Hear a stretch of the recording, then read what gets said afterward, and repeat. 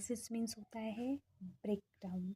ठीक है, तो प्लाज्मोलाइसिस का मतलब आप समझ पा रहे हो कि यहाँ पर क्या हो रहा है, ब्रेक डाउन हो रहा है। किसका ब्रेक डाउन हो रहा है? A living plant cell can lose water through osmosis and as a result there is shrinkage or concentration of the cell contents away from the cell wall.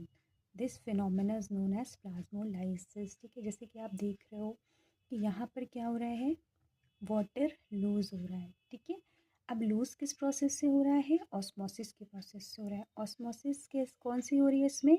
Endo और एक्सो। सो इसमें एक्सो osmosis हो रही है। जैसे कि नाम से आप देख रहे हो, एक्सो ऑस्मोसिस में क्या हो रहा है, वाटर लूज हो रहा है, right.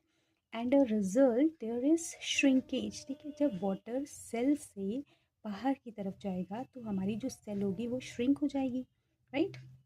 Concentration of the cell contents away from the cell wall, right. यानी कि जो सेल की जो कॉन्सेंट्रेशन है, हमारे जो सेल के कंटेंट्स हैं उसमें जो कॉन्सेंट्रेशन है वो क्या हो रही है, वो कम हो जा रही है, दूर हो जा रही है, ठीक है, सेल वॉल से, right. This phenomena is known as plasmolysis. ठीक है, इस तरह से भी आप इसे डिफाइन कर सकते हैं।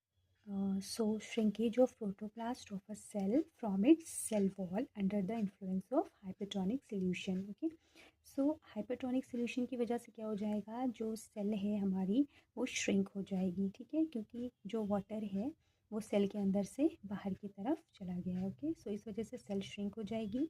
और ये किस सोल्यूशन में हुआ? हाइपरटोनिक सोल्यूशन में। इस सोल्यूशन में कौन सी प्रोसेस हुई? तो इसमें ऑस्मोसिस हुई है। कौन सी ऑस्मोसिस? एक्सोस्मोसिस, क्योंकि वाटर लूज हो रहा है, राइट। इस प्रोसेस को हम क्या कहेंगे? प्लाज्मोलाइसिस।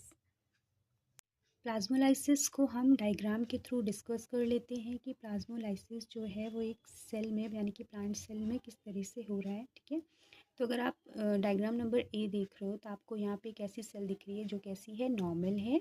ठीक है, टर्जिट कंडीशन में है, यानी कि आपको जो सेल है वो एक नॉर्मल कंडीशन में दिखाई दे रही है। ठीक है, उसके बाद हमने इस सेल को कहाँ प्लेस किया? हाइपरटोनिक सोल्यूशन में। हाइपरटोनिक सोल्यूशन में क्या हो रहा है कि इस सोल्यूशन में जो सोल्यूशन है उसकी कॉन्सेंट्रेशन जो है सेल की कॉन्सेंट्रेशन के कंपैरिजन में कम है, राइट। सो अब आप स्ट्रक्चर नंबर बी अगर आप देख रहे हो तो इसमें क्या है, तो हम पहले इसके डिस्कस कर लेते हैं। जैसे आप यहाँ पे देख रहे हो, ये क्या है, आउटर कवरेज है। इसको हम क्या कह रहे हैं? ये सेल वॉल है जो सबसे बाहर की तरफ है, राइट। ये क्या है? ये जो आप येलो कलर से देख रहे हो ये वैक्यूल है। ठीक है, ये क्या है? ये न्यूक्लियस है। ठीक है, सेल कंटेंट्स हैं।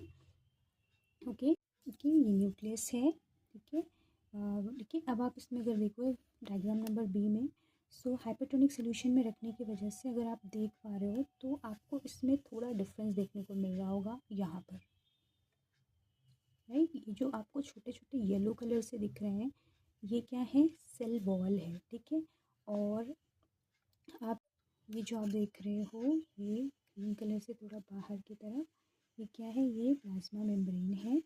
ठीक है, जब हाइपरटोनिक सोल्यूशन में रखा गया तो आप इस डायग्राम में अगर आप जाओ डायग्राम नंबर सी में, तो इसमें आप देख रहे हो कि यहाँ पे थोड़ा है, छोटा है, तो इसलिए यहाँ पे आप समझो कि ये जो है ये सेल वॉल है। ठीक है, ये क्या है? ये प्लाज्मा मेम्ब्रेन है।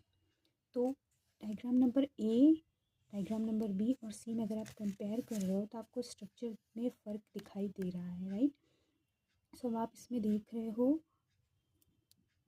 इसमें क्या हो गया? रिड्यूस प्रोटोप्लाज्म, प्रोटोप्लाज्म श्रिंक हो गया and plasma membrane withdrawn from the cell wall.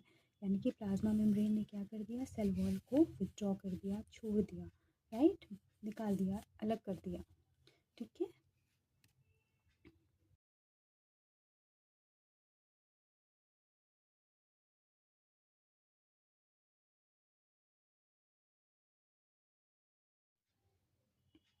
इसमें आप देख पा रहे हो कि